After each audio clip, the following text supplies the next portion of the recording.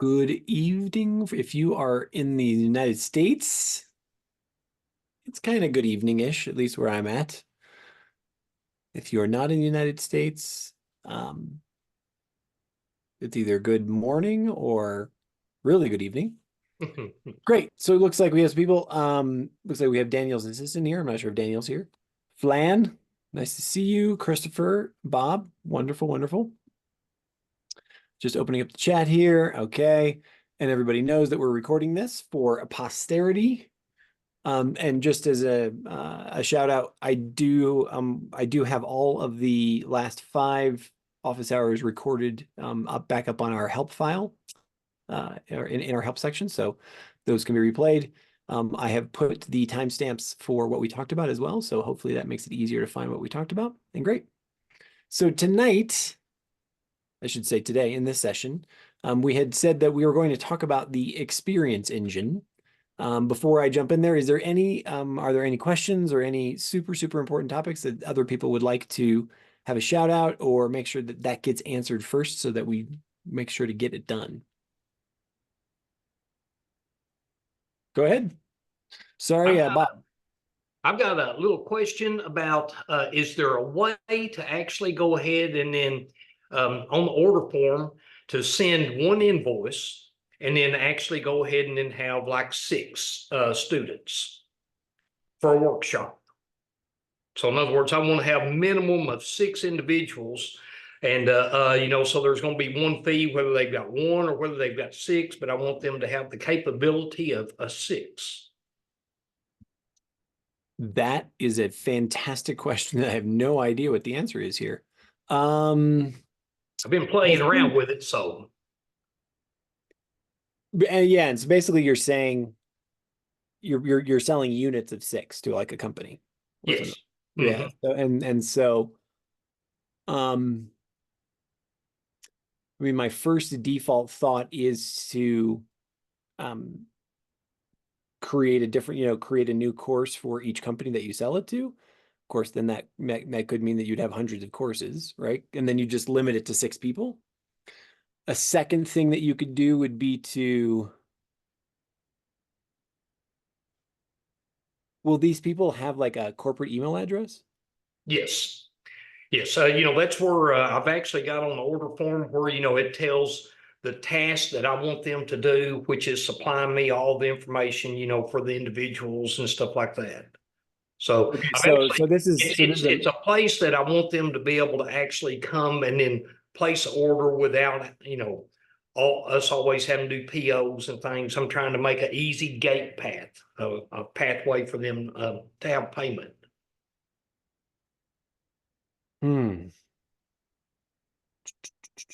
Yeah, I'm noodling on this one. Gabrielle, I see you're noodling on it as well. Do you have any thoughts about? No, can you please give us some more info? How exactly are you imagining this to work? Can you share your order form? Yes. Yeah. This is yours. Why don't you if I go to, let's see, y'all might have to help me here. Go to share screen. Yep. Okay. Now let's see here. If I go here, see, I should be able to click that.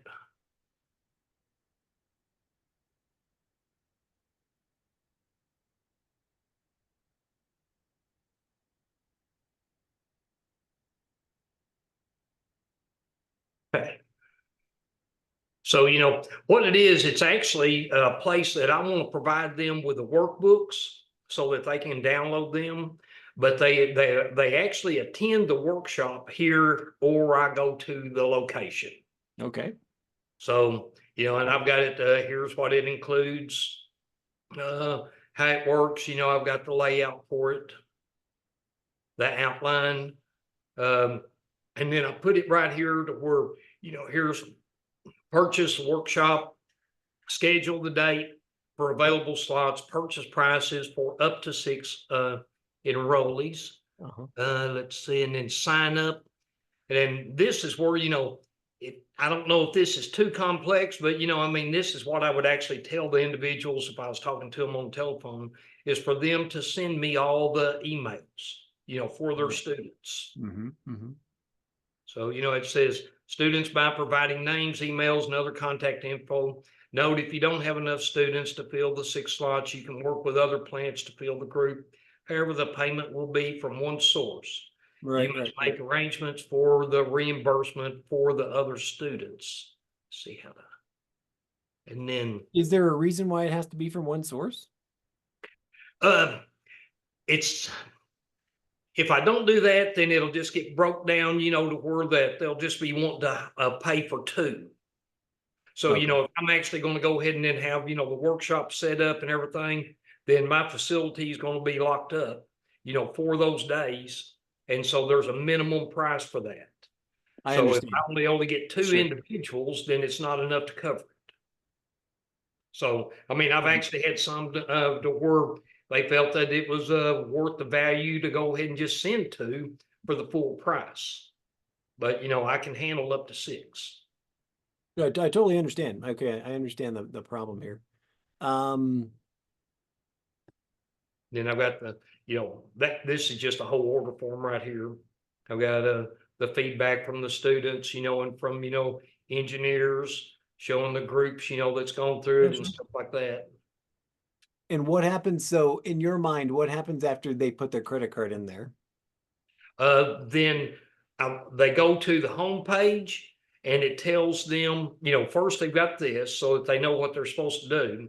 And then they will be delivered to the home page, which will give actually the individual, the purchasing agent or the senior engineer or the manager, whoever's ordered it, it will have the instructions and tasks for them to perform, which will be, sending me the emails so that I can get the logins and stuff like that set up. And the dates. And this is always obviously it's in your shop, so it's always a live course. You can either go to them or they can come to you. Yes. Mm-hmm. Okay. So yeah, I guess I'm removing my, I'm changing my brain because they're not buying an online course, right? This is really just an order form for It's an order form, but I also have a written it's an assessment, that'll take them roughly 8 hours to do. So, in that essence, they're going to have that to go ahead and complete while they're online before they actually get to my facility. So, and that's a formative assessment, like what do you know already kind of thing? Yes. Yeah. Okay. Okay. Awesome.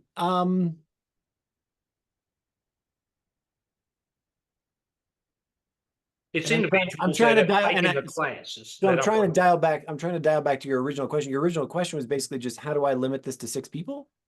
How's the best way that you think for me to use the payment gateway with Xperiencify to go ahead and then allow my clients to come in and then order this, and get the information that they need. I mean, right now the payment gateway is limited to 1 credit card number and it'll be 1 price, right? Yes. And so then that takes them to your homepage. And so on your homepage, as you said, you could either have a document that they can go open up and then put their names in, or you could create 6, custom field inputs where they could put in 6 email addresses. But you're trying to get about giving them 6 passwords, or discount coupons. Right. So that they could actually supply those to me when they actually, send me the emails. And then that way it would go ahead and then open up access to the workshop.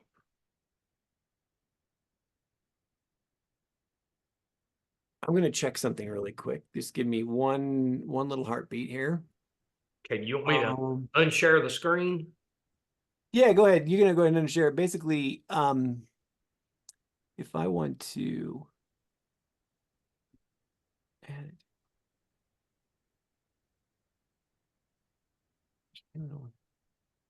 Somebody has asked about this recently, where what I was hoping is, to limit the number of coupons.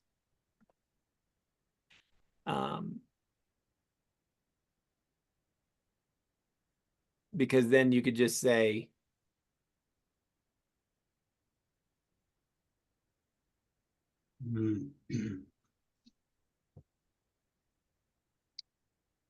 Because essentially what I would have you do is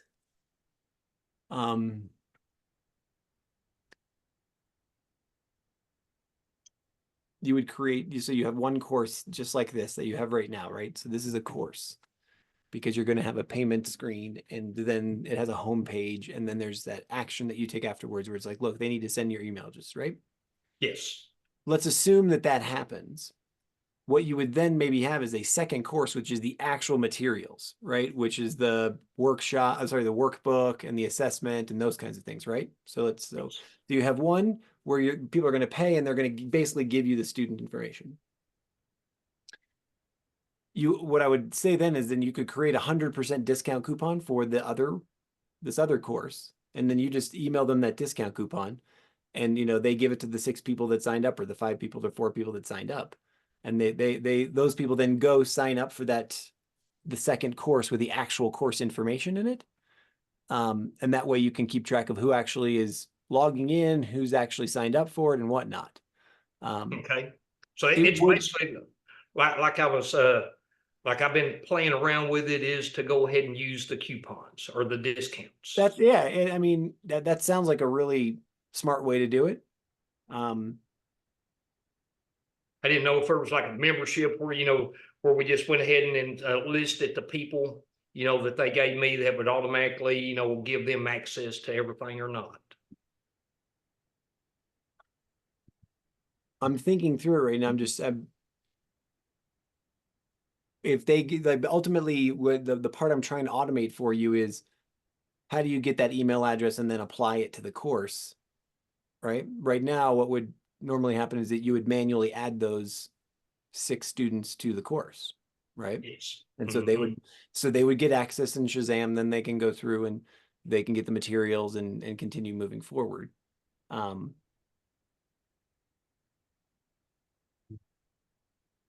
But we're trying to automate this, right? I would like to, if Pella does it, they've got Pella and Kroger, they've got like 1,700 plants, so it could get pretty hectic. Yeah, exactly, and that's where I'm thinking. You're going to have some administration somewhere, because we don't have I don't have an elegant solution for you right now about limiting the number of students to and in any case maybe with tax. Well, but I'm saying, but here's the problem, is that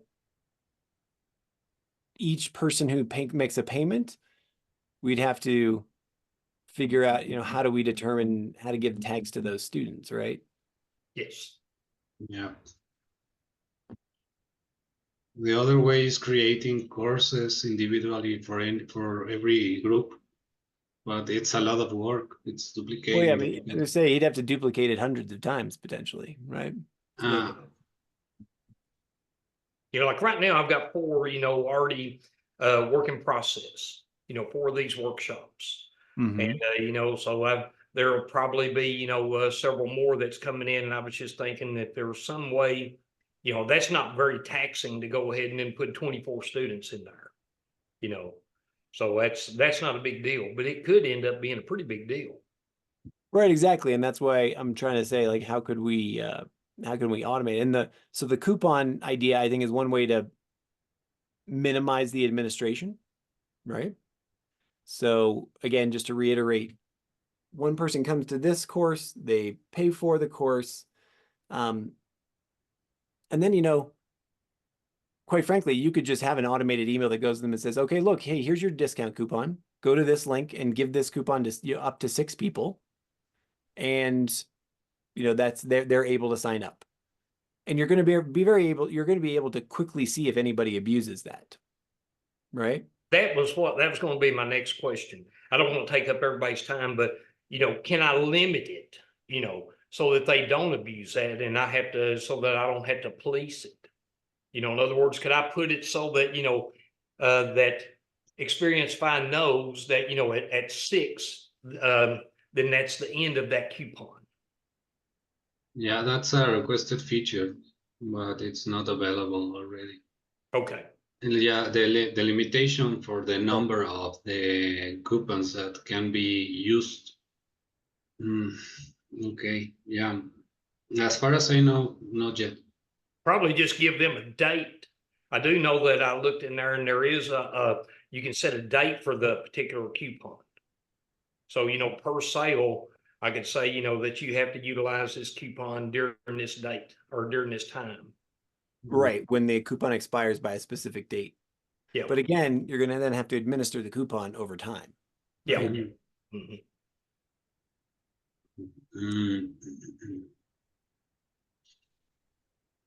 No, maybe it will be added as a feature request for the future because it involves group control of students.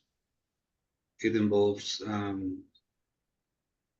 I don't know here, Steven. I don't know how possible it is to achieve this in a short period of time.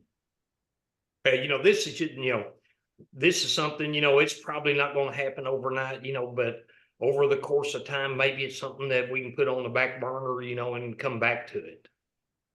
Because it's, the next 4 is scheduled up over the next 3 months.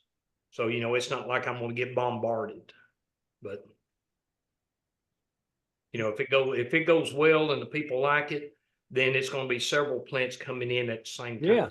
Yeah, 100%. That's why I'm trying to think through what's the least amount of administration for you total, and so for me right now, before we move to another topic, would be set up course number 1, that's your payment gateway. Your administrator or whomever your client is, they come and make 1 payment. Okay. That generates the welcome page that says, hey, thanks for your payment. And that's all it does. But then it generates an email, an automatic email, an experience that says, hey, in this email, you give them the discount code and the link to course number 2. Course number 2 has your workshop materials, your assessments, your, the stuff they need to download and do pre-workshop, right? Pre-live event. And basically you say in that email, you say, hey, look, here's the coupon code. You can use this for up to 6 unique email addresses. Go to this link and sign up using those email addresses. And then the only administration you have is to check that every night, you put on your calendar, you check it once a week or something and say, hey, look, is there anybody who have, from any one of the particular companies that have abused this? I'm gonna guess that you probably, it'd be pretty awkward if somebody tried to get like 10 of them or 15 of them, because they're not going to be able to fit in your course, in the physical course. So that would get real awkward real quick. Yeah, I don't think that'll be too big of an issue because, just the fact that they're going to be out of resources, to send their techs down here, to get trained. Exactly. So it's like, I think there's a really low, a low risk that somebody's going to abuse the coupon. So I would just say to them, look, you can do this for 6 people and there you go. Because you're not really, all you're giving away is the assessment and your workshop material, right? Yes. Yeah, but the actual resources, without the actual hands-on stuff. Right. The actual physical workshop is something they have to come to anyway. So that's how I would handle it at this stage. Okay. Cool brainstorm. Nice. Yeah. Thanks for the question. All right.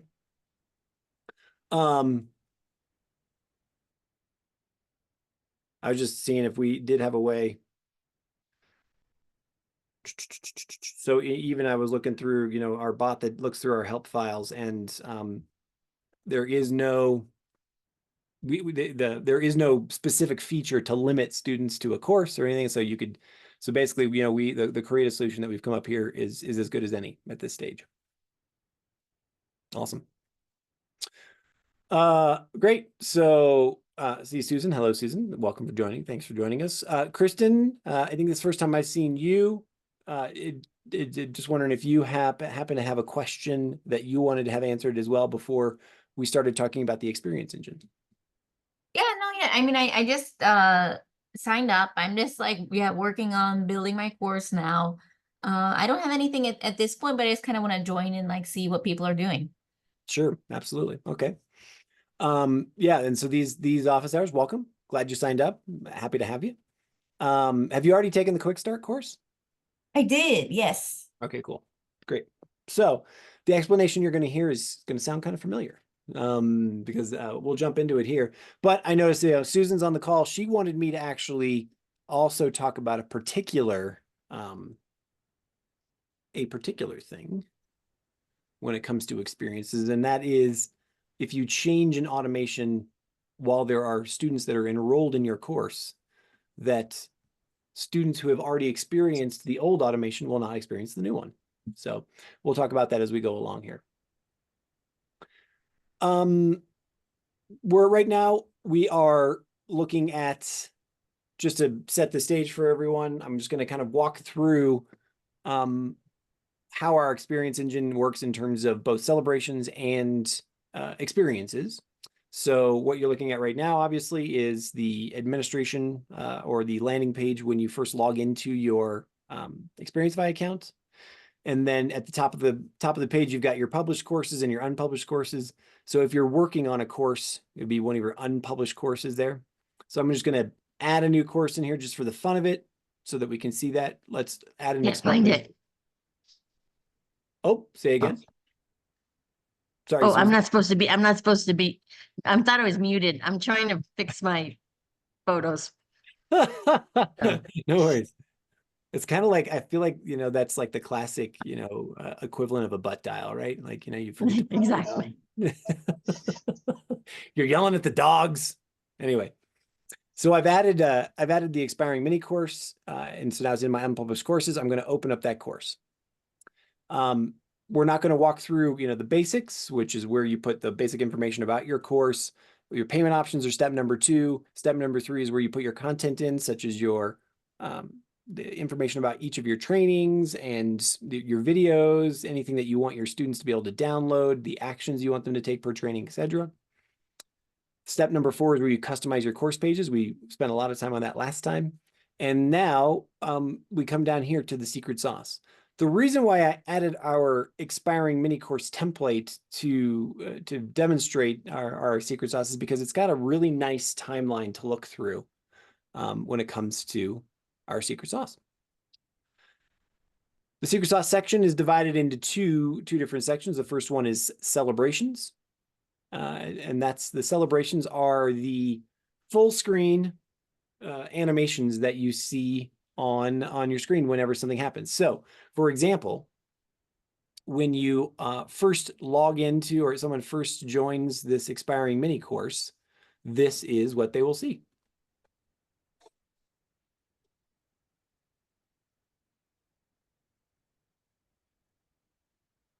Now, if you did not want to have a brown bear riding a rocket with stars going around him as your celebration for somebody joining your course, you can edit a celebration. And so if you click on a celebration, just like many other parts inside Xperiencify, it unfolds like an accordion. And that is where you can rename the celebration. Ooh, let's turn off my password generator. Pause until I turn it back on. So you could rename it. And you can change when it's triggered, right? So in this case, you'll see it says first login when somebody first logs into this course. And you can actually change the celebration itself. So I'm going to open up the celebration builder, which is similar to opening up, the page builder. And then you'll see there's 3 things that you can change. You can change the first animation, which are these stars down here. You can change the second middle animation or middle picture, and then you can also change the sound that is associated with this as well. You can also, I mean, it doesn't seem obvious, but you can also change the text, right? So you could say, I'm just going to grab this token here, first name, and I'm just going to say, welcome to the course name, first name, right? And so that will change it from what we saw before to just a different way to say this information. We'll make that last part unbold there. If I want to change the stars, we click on the plus icon, next to the stars here, and we can change, this to be whatever we want it to be.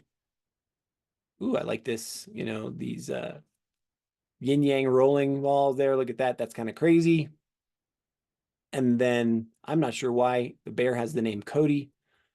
But let's say, you know, Cody, we want to change that to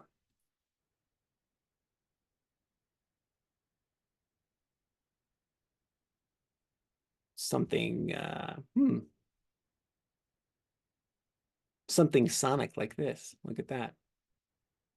And then if we wanted to change the sound again, you click on change the sound and we'll click on applause.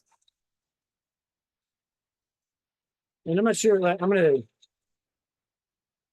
want to make sure that I am, if I want to share sound, now we go. Now you guys will be able to hear things when I share it. So now I'm going to save it and exit it. And if we're lucky, when I play the celebration now, we all have an epileptic attack from what I just created there. Obviously, that was done on the fly, and you know, you want to give a little bit more care. Many people often ask us, can I add my own animation to this as well? And the answer is yes. And I will refer you to, you know, if you search for that in our help files, quite simply, you have to create the animation in a particular format. It's called a JSON format. And then you'll send that to us, and then we can upload it into the system for you to use as one of your celebrations or etc. So that's just something to note, that it is possible to use it, but it's not an automatic process where you could kind of upload like uploading an image. You actually do have to send it to us, and we have to add it. Let me pause there for a second and just see if anybody has any specific questions around celebrations, how they work, when they work, why they work, and that kind of stuff. I feel like this is, you know, one of those audiences that knows everything. Great, cool. So the second piece of our experience, or the secret sauce, as we say, is our experience engine. I find the experience engine, the best way to think about it is to think about it like a timeline. Because ultimately, when a learner comes into your course, when they sign up for your course, our system recognizes that they have joined your course. And then our system, the XP system, starts listening. And it listens for, you know, it listens over time. It listens for them to take actions. It listens for days of the week. It listens for how much time has passed from when they've signed up for the course, et cetera, right? And so it's not necessarily a linear, you know, like point A, like time number one, time number two, a linear time frame. But in my mind, it's the best way to visualize how the experience engine works. Each one of the blocks that you see here under the engine are their own experiences. So that means that they're unique and they are triggered in different ways. So they will begin based on different things. So for instance, in the case of their very first experience, we could see if I change it right now, it's they're the triggers that they've been added to the course. And I'll zoom in there. So you can see that that's what triggers this experience to start. If I look at the second starting trigger, it says, you know, it will be triggered when a particular training is released, and that particular training is here, which is training number 2. I have not changed the name of the training, so it says training name goes here. I have not changed it yet. And then let's go down, you know, if the user completes this course, right? So what's the starting trigger there? It says the course is completed. And that means that the student has gone through all of the trainings, completed all of the actions and any other requirements that you may have had, that you may have put into the training portions, right? Anything that you did in step 3, essentially, right? This is a really key point to make, is that if you put actions on your homepage, those will not be counted as a part of completing the course. And I want to just emphasize that. Only the things that are inside your training, step number 3, are part of our determination of whether or not the student has completed the course. So let me pause there. Do triggers make sense to everybody? Like, is there any questions about what triggers an action? Again, tough audience. Right on. Cool. Yeah, go ahead, Bob.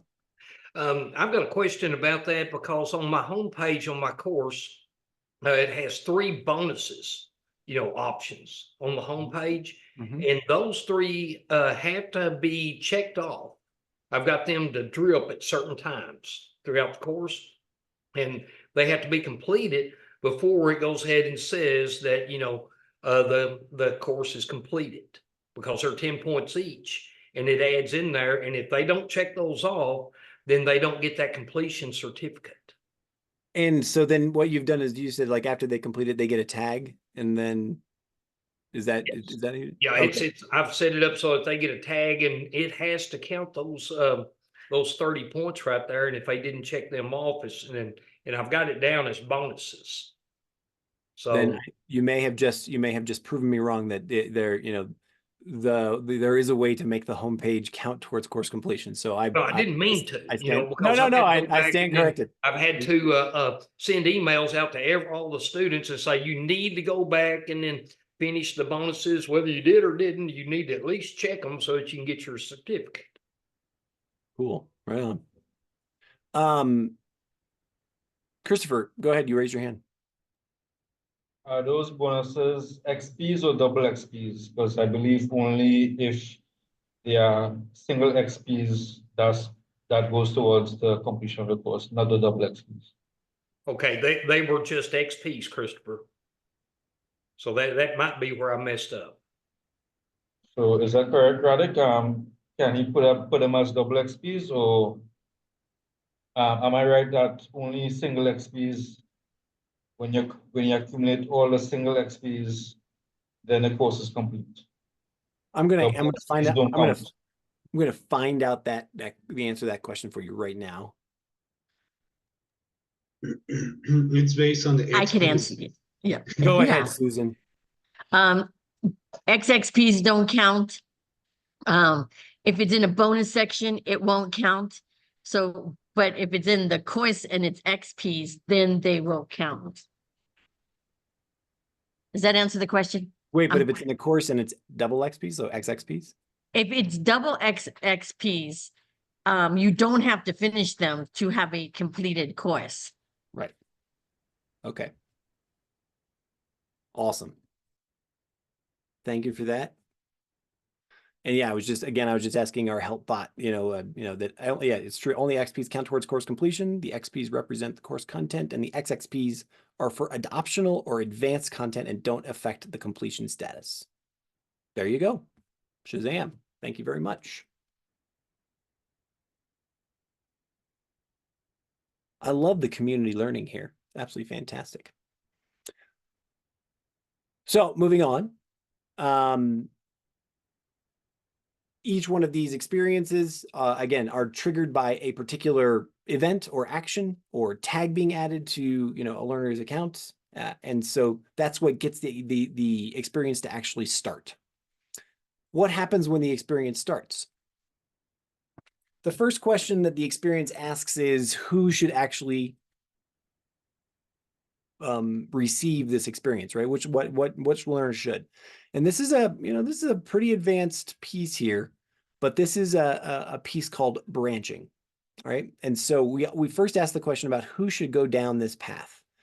And in this particular, whenever you create an experience for the first time, but by default we put all students. The only time that when would we use branching? Is the question asked. So what if you had different paths that you wanted to go have students go down? A great example of this are memberships, where maybe you have bronze level members and you have silver level members and platinum level members, right? And so you want to give each one of them a different experience of some kind. Perhaps that's different welcome emails. Like it could be that simple, right? Like if somebody comes in and they already have the learner tag that they're a platinum member, maybe you give them some super extra special bonus for signing up for the course. If they're a bronze member, maybe it's like, hey, thanks for coming, but it's just a nice little welcome email. And so you could do that by determining what tag that you would say bronze or platinum or silver. That would be the tag that the student would have.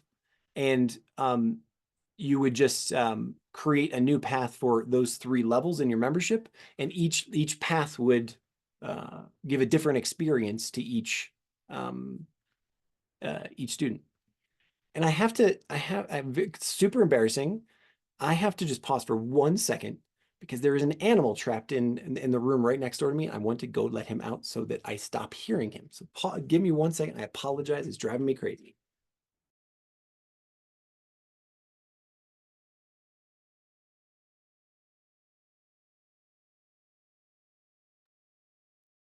Brenda, as we have a moment, I just want to say thank you for the video you sent concerning the certificates and attacks. It really helped me. Thank you so much. Woo! Not Brenda, sorry, Suzanne.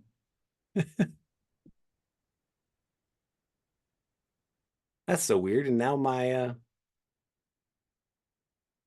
video is so good. I apologize for that. It was my cat. He was trapped in the room next door, and had to go fix that because he was, life. You cannot have the cat screaming in the other. And quickly, thank you. Yeah, absolutely. Absolutely, Susan, for sure. So any questions about paths in terms of the experience engine? I can't wait to see when the show notes come out for this, right? And it'll be like, Laddick paused in the middle to go let his cat out of the bathroom. There you go. That'll be a great little show note. I'm going to make sure to leave that in there as an Easter egg somewhere on our website. But paths. So if you have different students that you want to have different experiences, that's what you use paths for. In this particular case, for this timeline, I love this one for the expiring mini course because we have a really great timeline to look at about the experiences that the learner will have. And why is this one super robust? You see it's got what, 25 different things that we're going to go down or something like that. Whereas, training number 2 only has 2. Or, this one only has 2 as well, I think. And the real answer is because for the expiring mini course, because the requirement for the course is that you must complete the course in 72 hours or you lose access to the course. That is what drives the reason behind this very robust, first experience. Because ultimately, as I said, if you think about it as a timeline, this first experience is saying you've signed up for the course, and now our system is going to start counting for 72 hours to see if you've completed the course. And along the way, if you haven't, this is where we start to nudge you and or nudge the learner and push the learner along to try to get them to come back and actually complete the course. So in this particular case, we have 4 different experiences that happen, or 4 different actions that happen within this experience. One type of action is sending an email. One type of action is sending an SMS or a text message. Another one is putting a tag on their account or taking a tag off. And the last one that we have in the experience is waiting. So we tell our system to actually just go silent and wait for the learner, wait for a certain amount of time. And so what happens here? As you'll see, as soon as somebody signs up for the course, the very first thing that happens is that they receive this email that's built, pre-built for you. At the same time, they automatically receive an SMS if that is enabled in your account. We then put the tag not completed on their account so that we know that they still need to complete the course. And then we tell the system to wait 2 days. So this experience is still going on. It's just now in a holding pattern to wait a couple of days. That's important because, again, the rules of the expiring mini course is that you have to complete it within 72 hours. So after 2 days, after 48 hours, if the student has not received this thing right here, right, this other experience where it says they get the completed tag, right? So if that experience has not happened, we continue down the path and we send them an email. This is where we start to nudge them. We say, hey, wait, this is the last day. You need to come and finish this expiring mini course. And then we send them an SMS and then we wait 12 hours.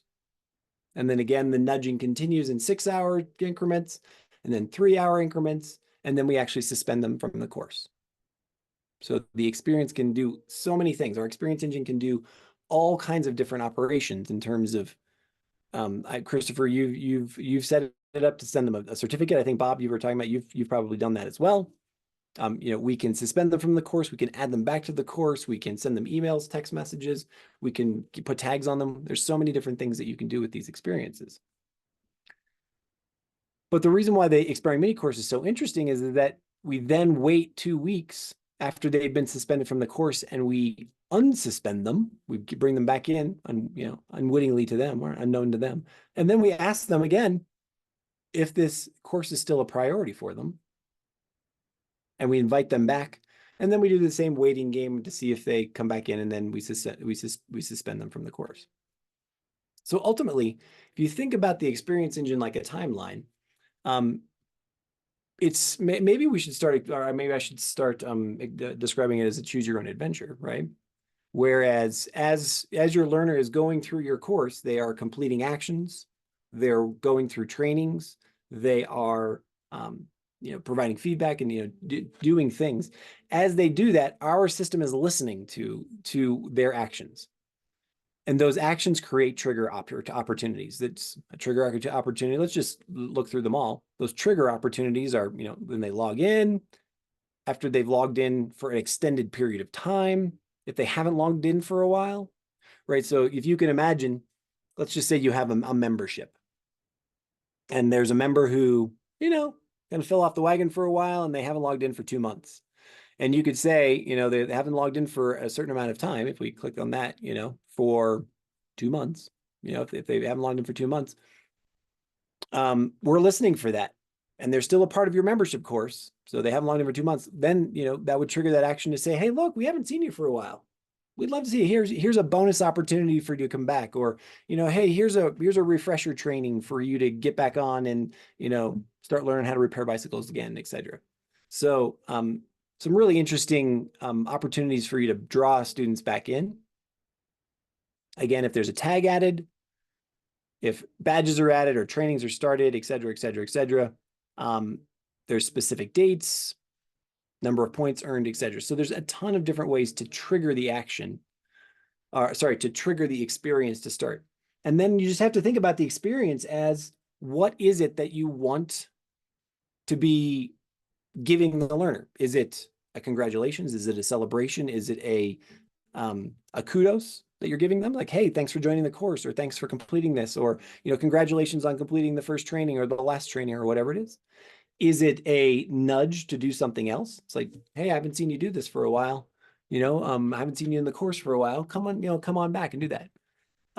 Is it a bonus material where it's like, wow, hey, you earned 100 points. So now you have access to this bonus material of, this ebook download that I created only for people who get 100 XP points. And so you have to think about, what is it that you're ultimately asking, or sorry, the experience that you ultimately want to give to the learner because of this trigger action. And then ultimately, it really is up to your imagination and your level of complexity that you want to use this experience engine. You could have only one experience for instance, when they're added to the course, or you could have dozens and dozens of these depending on the complexity of your course. We're just looking over a course for a creator that has 13 modules, and each module has 8 trainings in it. I mean, the number of opportunities to have experiences and celebrations and nudges to move them along, I mean, literally it's in the hundreds, right? And so then it's that fine line between what's enough, what's not enough, what's too much, and you just need to continue to play with that. Something that is really fun are Easter eggs. So these are experiences that happen at unexpected times, or celebrations that happen at unexpected time. For example, maybe in Bob, module 3, of I'm not sure what it is that you're doing. Is it machining or woodworking, or what is it that you're teaching? Oh, I think you're on mute. I teach maintenance skill sets, welding, electrical, things of that nature. Sure, For, yeah. So maybe manufacturing companies. Cool, yeah. So maybe you're halfway through a welding course, and one of the actions is how to refill your acetylene. I don't know, and they complete the action, and you're like, wow, that's super cool. Hey, here's a bonus bonus thing that your employer is giving you, a badge or something, some kind of kudos that they weren't expecting for, either a mundane task or something that wasn't like an assessment, right? So that's an example of an Easter egg that would be popped Could up. that actually even be like a discount for, another bonus training? 100%. You can, yeah. I mean, you could basically, have a celebration come up and say, hey, look, go check your email because you unlocked, a special discount, and you email them a discount code, or you could have the discount code appear on the screen, right?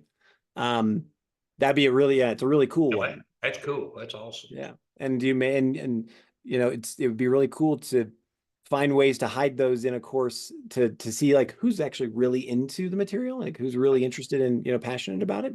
No, not. But I want to come back. Susan, I wanted to offer you the opportunity. I mentioned it at the top of the explanation here, but something that you wanted to make sure that we get a lot of support questions about, we wanted to mention, was that if you create an automation like this big old fat dog here of automations, and you start your course, you publish your course, and you have students running through that automation, and you change it, those students will not see the changes in the automation because they're already moving through it, right? So only new students who come into that automation will see the updated changes. And so that's really important to understand. Susan, is there something else that you wanted to add to that? Yeah, this is something that people just don't understand. They may make a change and it's not just, wait 3 days. They may have, it's complicated. It's hard to explain. But as Stephen said, when you make a change, and I wish there was more people because this is something that people just don't realize. If you have a student that's in after that change, they don't even see it. But everybody who was in this before, like if we said wait 2 days and you wanted to change that to 3 days, all of the rest of the actions would still be triggered as that 2 days. Mm-hmm. And this is just something like to be aware of because people don't realize that. They think, oh, I'm just going to change it. And then the person will get it 12 hours later. No, they would get it if they did it 3 days, what? Sure. Well, let me ask you this. So, as a potential question that somebody listening to this recording might have, let's just say somebody comes into this EMC, right? Pardon me, and they receive the first email and they receive the first SMS, and then they get the tag not completed, and then they're in the waiting 2 days, right? But you, as the course creator, come and you change an email down here below it. Will they see that change? I think they'll see the change because the actual change. They would not see. They won't see they wouldn't see the changes you made in the welcome email. Yeah. Right. That's a good question. I'm gonna have to go test that one. I'm pretty sure that's the truth because I don't think that we're it's already in the database. It's something in the database. Yeah. Exactly. So, as long as they aren't, because ultimately our system is going through and it's accessing that at the time exactly it's supposed to access it, right? So as far as our system is concerned, this email doesn't exist until 2 days have passed. And so if they're in that 2-day waiting period, but there you go. So that's a really big one.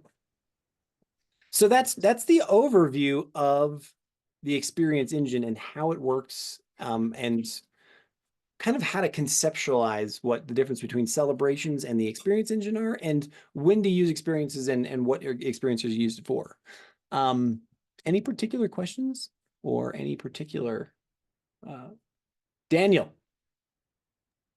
Yeah, hello. Well, I'm a little bit new here, so this is the first time I come, and I was wondering who sends the email, or where can I set up like my email to send it from, which email to send it from. Sure, absolutely, 100%. Thanks for asking that question, and welcome to the community. We love to have you. Where are you based? I live in Colombia. Okay, qué bueno. Vivo en Mexico y so does Gabriel. See, so there you go. Excelente. So in order to look and understand where your emails come from, you will go into the account section. When you go into account, you'll be able to see your school, right? By default, we send things from Xperiencify. But if you want to change that, let's just say that you have Daniel.com, right, as your website. How do you say your last name? Is it Burston? Yes, that's it. Burston, right? So let's just say it's DanielBurston.com, right? Anyway, Burston, as you Burston, said. yeah. So if you have DanielBurston.com, just like I have Lattic, right? This is Lattic.com. You can put a custom domain in there.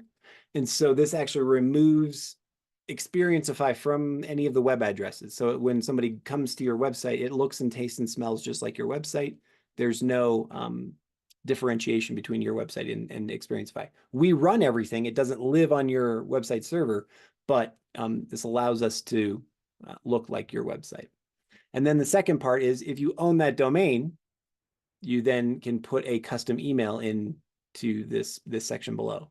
And the only thing that you'll need to do is then you'll have to do a couple of updates to what are called your DNS records. Are you familiar with domain name server records, DNS servers, right? So you'll have to update a couple of CNAME records there.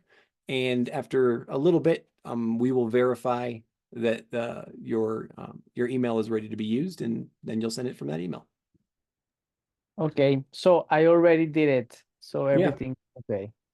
Super cool. Look I at was that. just wondering because You're new, but you're advanced. Look at you. Fantastic. Wonderful. Super cool. Chris, go right ahead. Yes, stay right there. What is the benefit of linking your website to this school thing? If I intend to buy a website domain, what would be the benefit of doing that link as opposed to not doing it?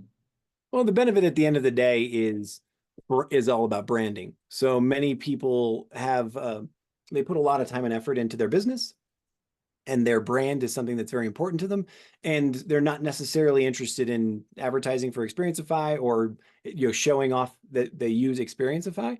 And so by having this custom domain, it looks like you're staying on your website. So if you had, Christopher.com, when somebody goes to courses.christopher.com, or if you have that in your menu on your website, it doesn't look like you're leaving your website. It looks like you're staying there. And so branding remains the same, and the same for the custom email, right?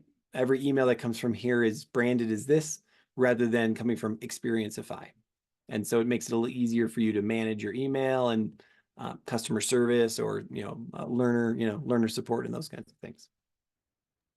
So if my domain is, you say, Christopher.com, but I don't want Christopher.com, I want my business name. Right. Will that work? Absolutely. I mean, whatever domain that you buy, right? If you buy, savetheworld.org, or, bluechickens.io, it really doesn't matter. Whatever your domain you buy, you can use that domain, and that's what will be used as the custom domain. No. So if my domain is Christopher.com, I have to use Christopher.com as the domain here. No, I can't choose some random name. Correct. You will correct. Okay.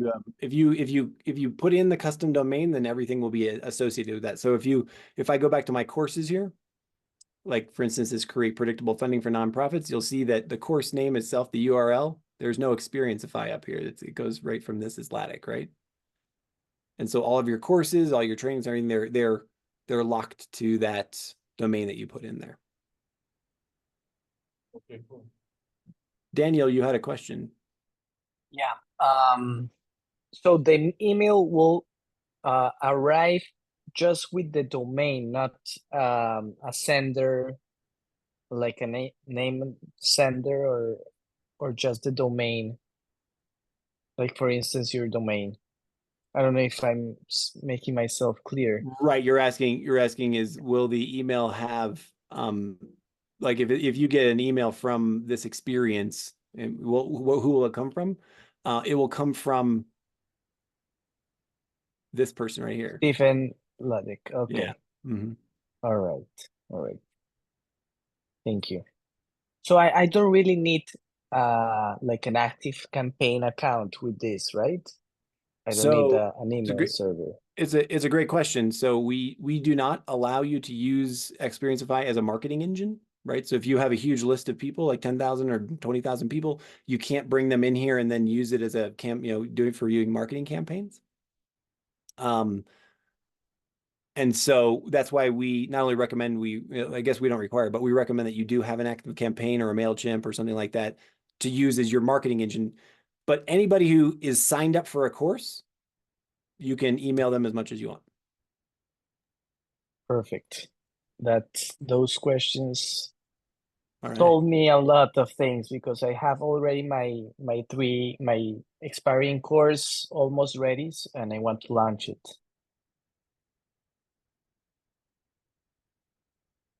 Thank you. Awesome.